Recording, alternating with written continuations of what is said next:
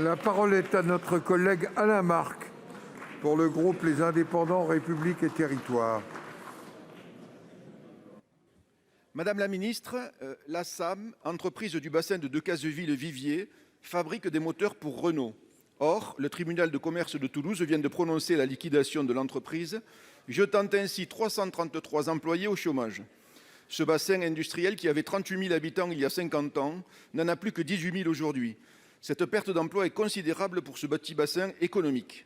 Mais au-delà des drames humains qui seront la conséquence de cette décision, comment peut-on comprendre la décision de Renault de permettre la délocalisation d'une entreprise dans un pays étranger, probablement la Roumanie, dans un moment où tout le monde comprend qu'il faut réindustrialiser notre pays? Pouvez-vous, Madame la Ministre, nous indiquer ce que compte faire le gouvernement dans les prochaines semaines?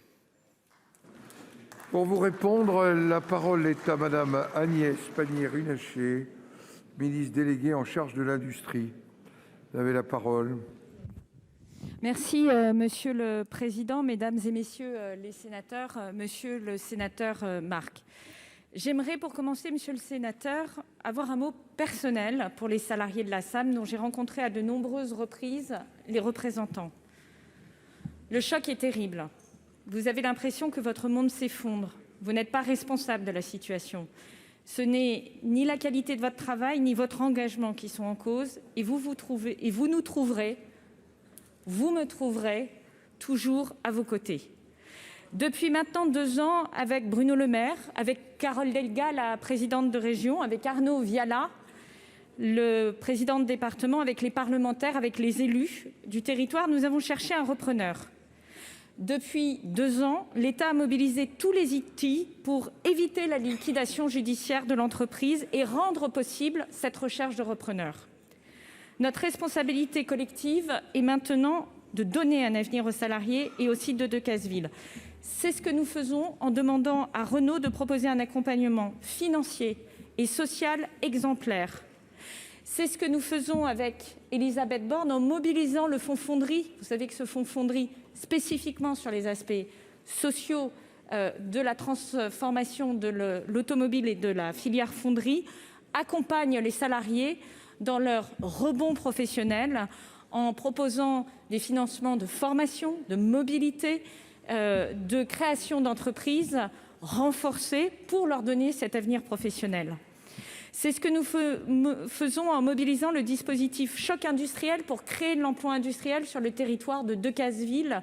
Nous avons lancé ce dispositif il y a quelques semaines et nous sommes aujourd'hui en contact avec plusieurs entreprises susceptibles de créer de l'emploi. C'est ce que nous faisons enfin en accompagnant 2 projets d'implantation qui, je l'espère, mais je ne fais pas de promesses à ce stade, pourraient arriver à Decazeville et permettre justement de renverser la vapeur et de créer de l'emploi sur ce site industriel très important. Je vous remercie. Monsieur Marc. De la SAM, et vous comprendrez qu'il y a quand même un paradoxe. D'abord, la procureure de Toulouse peut infirmer le jugement du président du tribunal de commerce et exiger la prolongation de l'activité. Ensuite, l'État va donner des milliards pour le secteur automobile. D'autre part, Renault, comme vous le savez, vous possédez une minorité de blocage. Donc vous avez encore du pouvoir pour que Renault continue à donner du travail à la SAM. Enfin, on professe, et vous professez, et tout le monde est d'accord ici sur ces bancs, pour réindustrialiser la France et la réarmer économiquement. Donc on ne comprend pas cette décision et on ne comprend pas votre inactivité. Vous avez ce pouvoir-là, donc vous prenez acte de votre impuissance aujourd'hui. 2, et j'espère que ce n'est pas le cas, j'espère que ce n'est pas de la duplicité. C'est extrêmement grave ce que vous nous dites, et de la duplicité parce qu'il faudra un jour quand même mettre en cohérence ses paroles et ses actes. Si on veut réindustrialiser la France, alors oui, il faut vraiment sauver la SAM. Merci. La parole est à notre collègue Guillaume.